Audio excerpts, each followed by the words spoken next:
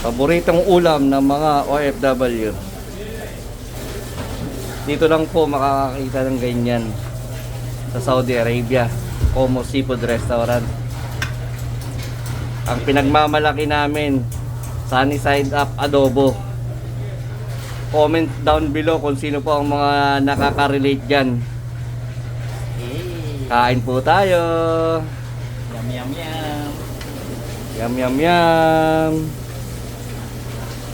Ano, namiss niyo to? Namiss po namin yan. Yeah. Kain na.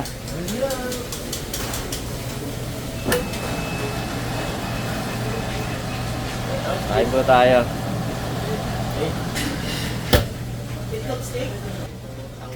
Kain tayo. Ayan. Pagkain po namin mga OFW. Itlog steak.